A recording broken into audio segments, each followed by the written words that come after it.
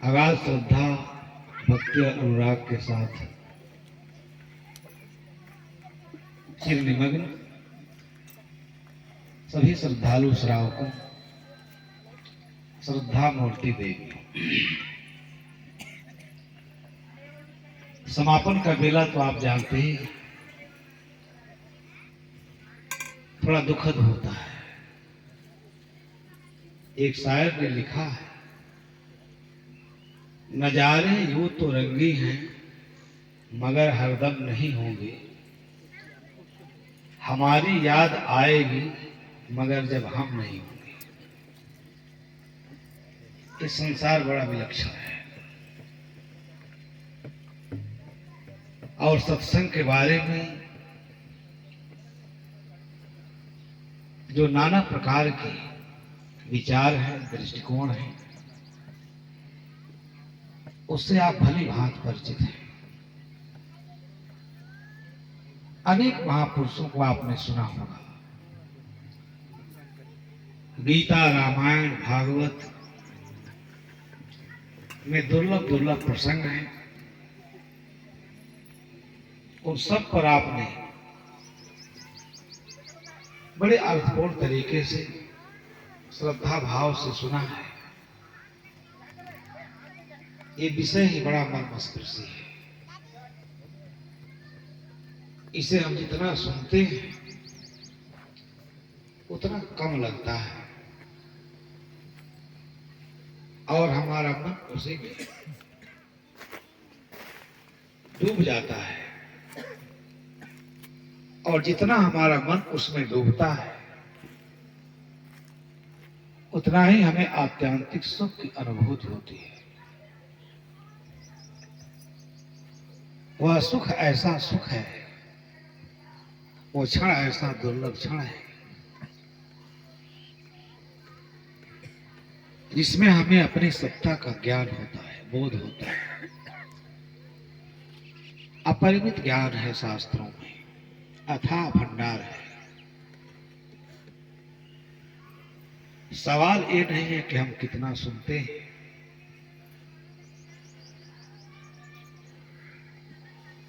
असली सवाल ये है अनेक तरीके से लोगों ने इस विषय पर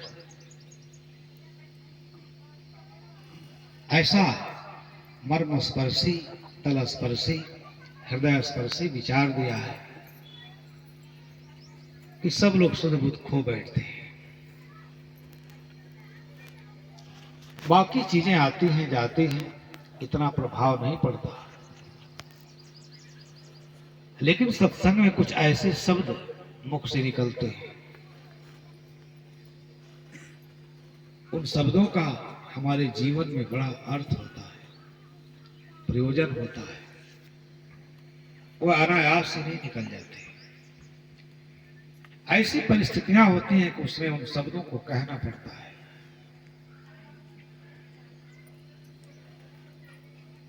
सदगुरु कबीर साहब ने कहा, कहत सुनत बहु दिन गए, अजहु न सुलझा मन,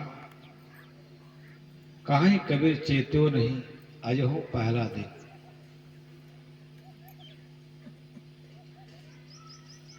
बहुत ही महत्वपूर्ण साखी है, इस पर सबको विचार करना चाहिए।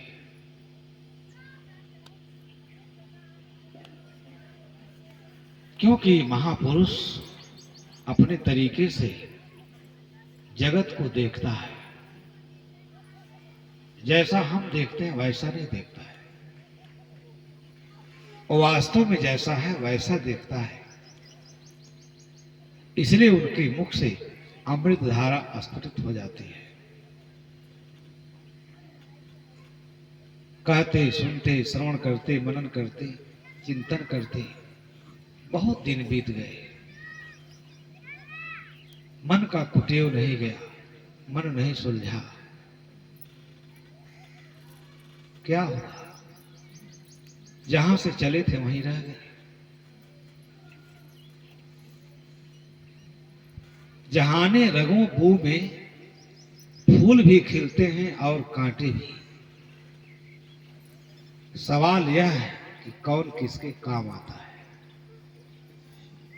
इस दृष्टि से देखेंगे तब समझ में आएगी बात। सत्संग का तात्पर्य ही है कि हमने अपने मन के भावों को कहां तक सुलझाया है। मन नहीं सुलझा, मन का राग नहीं मिटा, द्वेष नहीं मिटा, हर्ष शोक विषाद अवसाद नहीं मिटा, सत्संग सुनने से क्या मिला। इसलिए क्षण भर के सत्संग में अनेक प्रसंग मिलते हैं। अंगुलीमाल डाकू का प्रसंग आपके समक्ष है। ये संतों की बड़ी अनंत कृपा है। ये संसार के तारक है, उद्धारक है। संत न होते तो हमारी दशा क्या होती। संसार तो जल रहा है, लेकिन दिखाई किसे देता है। अग्नि के लपट में सब धू धू जल रहे हैं, सर्वस्व खो रहे हैं, परंतु प्रगाढ़ चिर निद्रा में सब के सब सोए हुए हैं। ये सत्संग जगाता है हमारे मूर्छा को, हमारे तंद्रा को। जगह जगह अहंकार है। उस अहंकार को कैसे पराजित करेंगे, कैसे पराभूत करेंगे। गीता में भगवान श्री कृष्ण ने अर्जुन को उपदेश देते हुए कहा कि हे अर्जुन, इदम शरीरम कौन्तेय क्षेत्र मित्य विदेथे यत्तदो वेत्ति तं प्राहु क्षेत्रज्ञ इति तद्विदः। संस्कृत वाङ्मय में ज्ञान की इतनी बड़ी राशि उपलब्ध है। अगर उसका हम दर्शन करते, अध्ययन करते, मनन करते, हमारा जीवन सफल हो जाता। सब असफल है। धन भी मिला, पद भी मिला, प्रतिष्ठा भी मिली, सम्मान भी मिला, आज कुछ भी नहीं है, अकेला है। इस अकेलेपन की अनुभूति होनी चाहिए। जैसा कि हमारे तिलक भाई ने गाया है, भीड़ तो बहुत है, परंतु यह बोध हो जाना कि मैं असंग हूं, अकेला हूं, ये बहुत बड़ी उपलब्धि है। ये संसार का परम सत्य है। इस सत्य को जब हम इसका अवलोकन नहीं करते, इस यथार्थ सत्य का हम बोध नहीं प्राप्त करते, भटक जाते हैं। पति पत्नी का संबंध यही बना, माता पिता का संबंध यही बना, इष्ट मित्र, निंदक, प्रशंसक, गाली देने वाले, प्रशंसा करने वाले, आलोचना करने वाले सब मिले। पीछे मुड़ के देखे, आज कोई नहीं है। न निंदक है, न प्रशंसक है, न माता है, न पिता है। सारा संसार दिखाई देता है। इसके चकाचौंध को देखकर आदमी भूल जाता है। उसे अपने मृत्यु के दिन का याद नहीं है। जिस दिन वो अकेला अनंत की यात्रा पर निकल पड़ता है, सबको अलविदा कह देता है। सत्संग का मतलब है कि इस यथार्थ को समझे। ये परम ज्ञान है, दिव्य ज्ञान है। साहब ने कहा, जप माला छापा तिलक सरे न एको काम, मन कांचे नाचे वृथा साचे राचे राम। स्कूलों में गुरुजी लोग पढ़ाया करते हैं, पाठ्यक्रम में है, परंतु यह जीवन दर्शन है, साखी नहीं है। हमारा मन कच्चे विषयों में, अनात्म विषयों में, जो अनात्म है, दुख है, उसी में रस ले रहा है और अपने सुंदर अवसर को खो रहा है। गंतव्य का पता नहीं है, उसे लगता है यही चिरकाल तक रहेंगे। ये बहुत बड़ी भ्रांति है, भूल है। गीता में ऐसे ऐसे प्रसंग हैं जो समाधि की ओर ले जाते हैं, परंतु न उपदेष्टा को उसका ज्ञान है, न श्रोता को उसका ज्ञान है।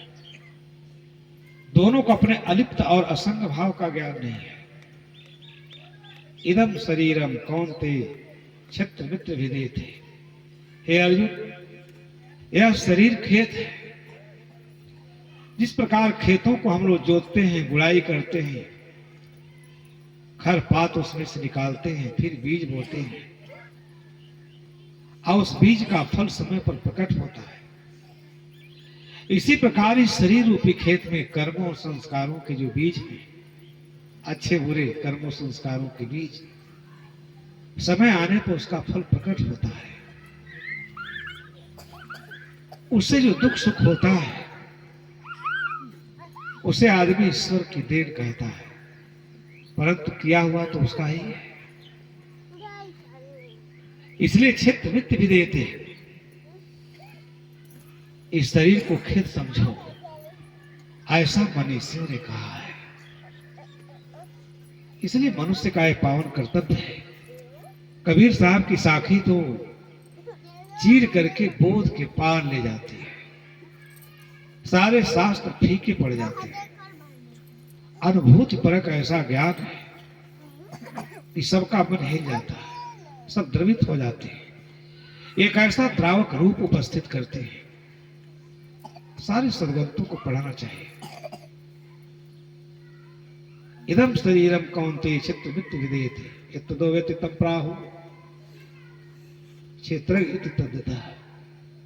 खेती करने वाला उसका भोक्ता बनता है, ऐसा मनीषियों ने कहा है। इसमें धर्म का सार आ जाता है कि ऐसा जीवन पा करके कहत सुनत बहुत दिन गए, सारा दिन बीत गया, उम्र चली गई, बोध न हुआ, ज्ञान न हुआ, कर्तव्य पथ पर आरूढ़ नहीं हुआ। अजहुन सुलझा मन, अनेक जन्मों के गंदे संस्कारों में उलझा हुआ मन रात दिन इस गंदे शरीर में सुख ढूंढ रहा है। कहां सुख है? दृष्टि नहीं है। इसलिए ये सत्संग एक नई नूतन दृष्टि देती है। अनुभूति परक ज्ञान है। जो जग गया उसका काम बन गया, जो सो गया चिरकाल तक, अनंत काल तक भावधारा की यात्रा करता रहता है। ये साखी नहीं है, जीवन का सार है। जीवन को सफलता में परिणित करने का मंत्र है। लेकिन मन कितना उलझा है। बड़ा सुंदर भजन गाया तिलक भाई ने। मुझे एक दृष्टांत याद आ जाता है। एक जटाधारी महाराज जी थे, उन्हीं की पूजा होती है। कुंभ में आप गए होंगे। इतने बड़े बड़े जटा रखा कर आए, इतना बड़ा बोझ ढो रहे हैं, तब तो ज्ञान कुछ भी नहीं। चीलम फूके जा रहे हैं, सिगरेट फूके जा रहे हैं, नशा पर नशा लिए जा रहे हैं। जनता महाराज है, दंडवत कर रही है, उनके चीलम गांजा की व्यवस्था कर रही है। ये महाराज है। कितनी दयनीय दशा है। शराब भी पीते हैं महाराज, आशीर्वाद भी देते हैं। इतनी गंदगी। इसलिए सत्संग एक अद्भुत विषय है। ये लोग क्या सत्संग करेंगे? कोई कीलों पर सोया हुआ है, कोई खड़ेसरी है, कोई उर्दबाहा है, हाथ उठाए, लगता है जैसे किसी कोर्ट से इनको सजा हुई है, सुप्रीम कोर्ट से। ये सत्संग के बिना ही नहीं सुनाएगा। खड़ेसरी पैर इतना सूज गए हैं खड़े खड़े, अपने ऐसे सुंदर जीवन को भारी यातना के हवाले कर दिए। नाम क्या? तपस्या कर रहे। कौन बोध हुआ? श्री ज्ञान साहब कहा करते थे, गुजरात का एक प्रसंग, कि साहब एक खड़ेसरी थे, तो उनका व्रत था 12 बरस हम खड़ा रहे। 12 बरस 11 बरस 8 महीना पर हम उनसे मिले। कहे महाराज आपने बड़ी साधना की, बड़ी तपस्या किया, आपको जरूर ईश्वर मिला होगा। अगर इतना कठोर तप यातना, तन मन प्राण सब अर्पित कर दिया, इतना कठोर पीड़ा दिया। मुझे पूरा विश्वास है आप अपने अभिष्ट की प्राप्ति किए होंगे। कुछ आपको आभास मिल रहा है कि नहीं? कुछ बताइए अपना अनुभव। ऐसे सोए हुए थे, नींद आती थी। उन्होंने कहा, क्या महाराज, अभी तक तो ऐसा कुछ नहीं हुआ। साहब कहे, 4 महीना तो बचा है, आपको क्या लगता है? कहे, इसी बात को लेकर तो मैं उदास हूं। 11 साल 8 महीना बीत गया, 4 महीना बचा है। आदमी कहां सपने सोया मानवा खोल जो देखे, नैन जीव पड़ा वह लूट में ना कुछ वे न दे। इतना प्रज्ञा से संपन्न जीवन लेकर, प्रज्ञा कितनी प्रदीप्त है, प्रखर है। आइए ढोंग पाखंड आडंबर में जीवन को नष्ट कर दे। कैसे मन के भावों को सुलझाएंगे? सत्संग की सार्थकता मन के भावों को सुलझाने में है। मन नहीं सुलझा। कठोर यातना के बाद शरीर नष्ट हो गई, परंतु मिला कुछ नहीं। उपवास, व्रत। इसलिए सत्संग के एक एक शब्द हमारे मन में विकार क्यों उत्पन्न होता है, राग क्यों होता है, द्वेष क्यों होता है? ये मन बड़ा पाजी है। तो मैं दृष्टांत आपको बता रहा था। बहुत बड़े जटा वाले महाराज जी थे, जीवन भर, बड़े पुराने जमाने की बात है। इनकी बड़ी पूजा होती, बड़ी प्रतिष्ठा होती। हमारे जन्मभूमि पर जब पहाड़ी महाराज आते थे, ऊंट है, हाथी है, घोड़ा है, बैल है, गाय है, भैंस है, डोली पालकी में चलते थे। पूरा गांव अस्त व्यस्त परेशान। गरीबी का जमाना था, लोग बताते थे। सुरही गाय चलती थी उनके साथ, पूरा गांव उनके सेवा में परेशान। ये हमारी परंपरा है। ये समाज बड़ी आदर देता है महात्माओं को। महात्माओं को अपने कर्तव्य का ज्ञान होना चाहिए। आप उसके बदले में समाज को क्या देते हैं? ज्ञान देते हैं, उसको प्रकाश से प्रकाशित करते हैं, या अंधकार में जीने के लिए उसे विवश कर देते हैं? ऐसे ही महात्मा थे। बड़ा बड़ा जटा था, बड़े बड़े राजा महाराजाओं के यहां जाते थे। आज जो भी दक्षिणा पाते थे, उसमें सोने के सिक्के चलते थे, चांदी के सिक्के चलते थे, सारे उसी जटा में। वो आदमी बताइए कहां मोक्ष का अधिकारी है, जो सोना में जिसका चित्त अटका हुआ है, दूसरे को बैराग की बात सिखाता है। ये संसार बड़ा विलक्षण है। सब सोने के सिक्कों को उसी जटा में उलझा उलझा के रखे थे। विश्वास कहीं नहीं था, क्या पता कहां धोखा हो जाए। एक भगत राज के यहां गए, बड़े अच्छे साधक थे। मन कब धोखा दे जाए, कब मन बदल जाए, कुछ नहीं कहा जा सकता। तो ये लोग खेत में काम कर रहे थे। महाराज कमंडल लेके गए और खेत के किनारे कहीं बैठ करके शौच क्रिया करने लगे। उनको तो पैसा सहेजना था। बहुत देर हो गया तो भगत भक्तिन कहते हैं, महाराज क्या कर रहे हैं, घंटों हो गया। वही एक एक पैसा को सहेज रहे थे। जाके धीरे से देख रहा है तो महाराज के पास तो इतनी असरफियां हैं। उसके दिमाग पर बल पड़ा कि जटा में लेके बाबा घूम रहा है, मर जाएगा, सब व्यर्थ हो जाएगा। इतना उनका मन में प्रदूषण घुसा। महाराज जैसे ही घर गए, दोनों पति पत्नी खूब सेवा किए, चरण दबाए, कथा सुने और रात को एक योजना बनाए कि धन कैसे लिया जाए। आदमी का मन इतना पापी है, मलेच्छ है। दोनों ने कहा, महाराज का खूब चरण और दबाए, सेवा हुआ की। रात को कहे, देखिए अपने दीवार में हम लोग खोद खाद देंगे, अब सवेरे हम लोग छाती पीट पीट करके रोएंगे, हमारे घर में तो चोरी हो गई, चोरी हो गई। गांव के लोग इकट्ठा होंगे, कोई रास्ता निकले। आदमी इतना खुराफाती प्राणी है। ये सारे शास्त्र और सारे सत्संग भी उसके मन को नहीं सुलझा पाते। इतना निम्न कोट का प्राणी है। महाराज इनके श्रद्धा भाव से, समर्पण से, सेवा से अभिभूत हो गए, संविन्न हो गए। कथा सुना करके सोए, अरे रात भर जगे रहे।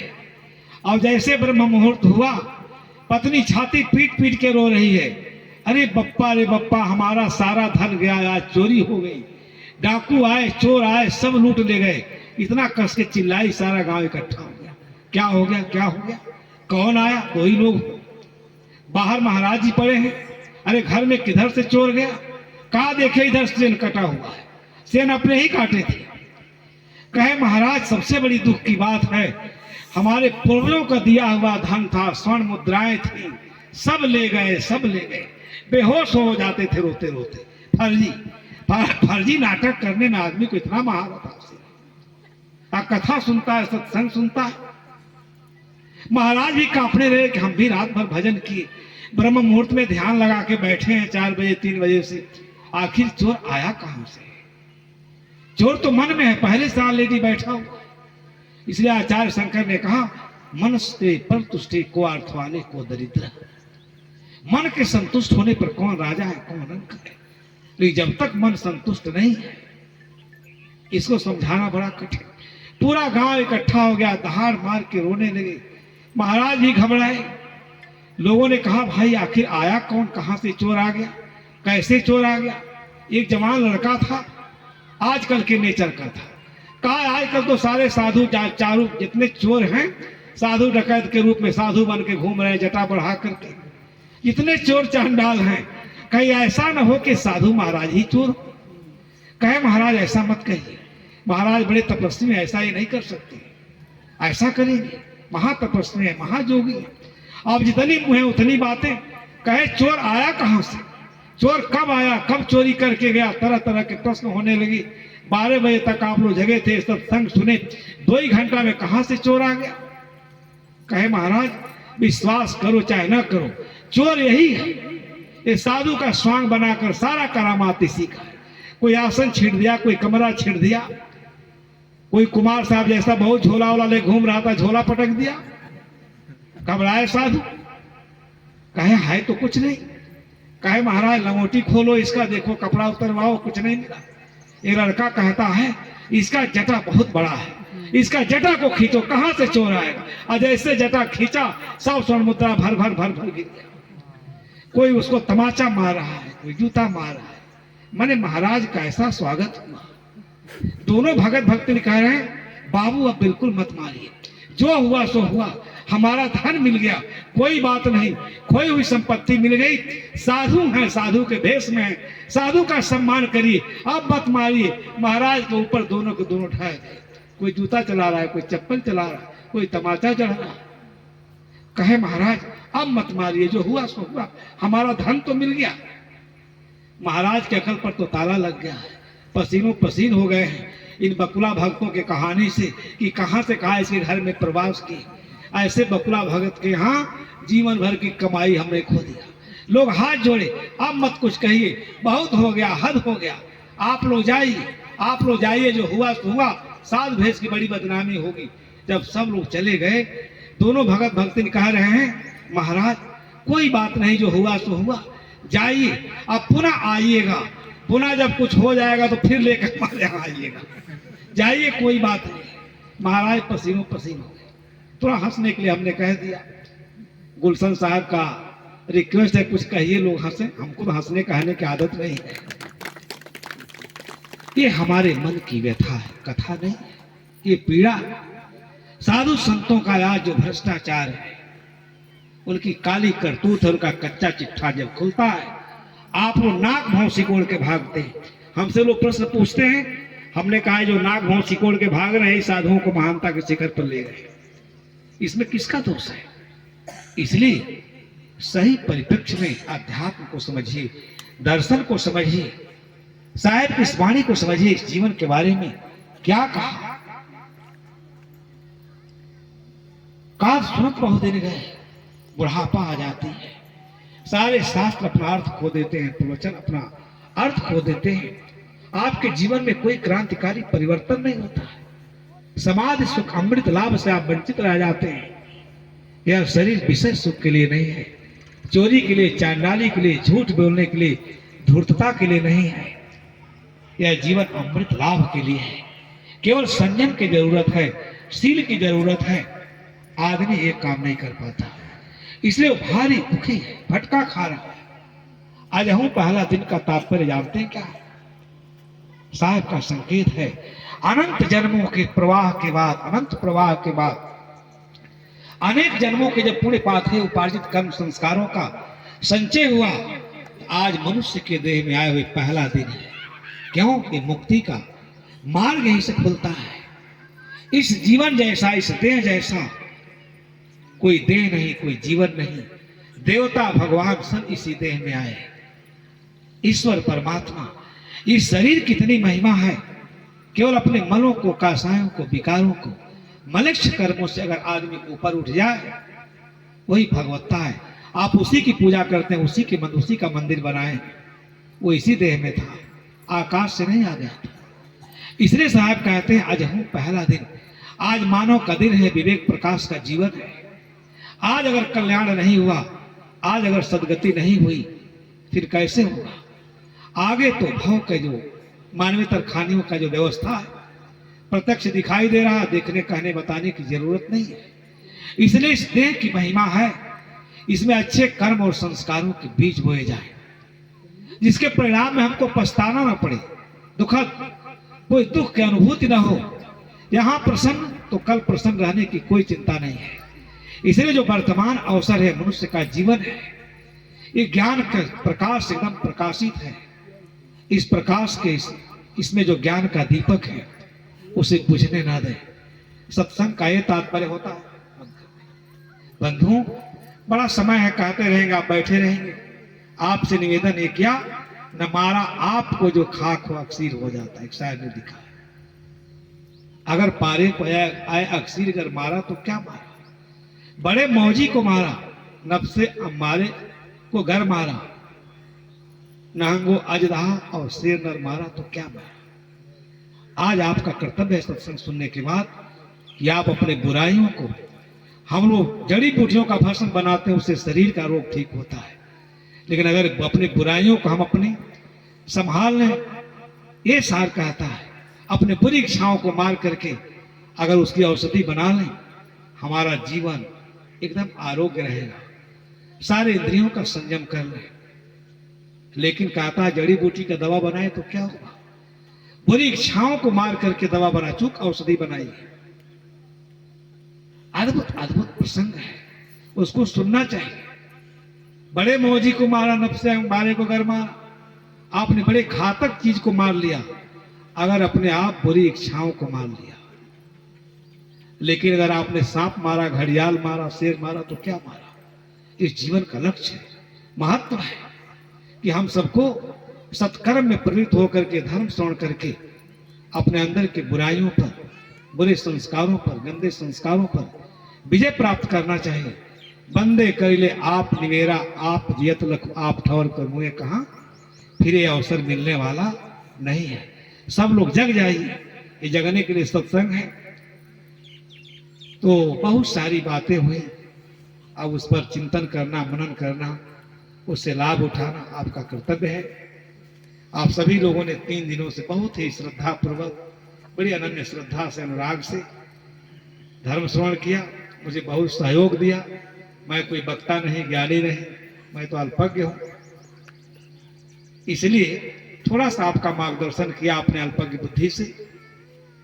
आप सब लोग सुखी हों, स्वस्थ हों, आरोग्य हों, जैसा कि भारती मनीषा में कहा गया है। इस लाइन को जब सर राधा कृष्णन ने दीक्षांत समारोह में गए थे अमेरिका, वो कौन सी यूनिवर्सिटी है, नाम मुझे नहीं याद आ रहा है, इसमें बाबा साहब अम्बेडकर पढ़े थे। आप लोगों को नहीं याद आ रहा? बहुत अच्छा नाम है, कम्बोडिया। क्या कम्बोडिया?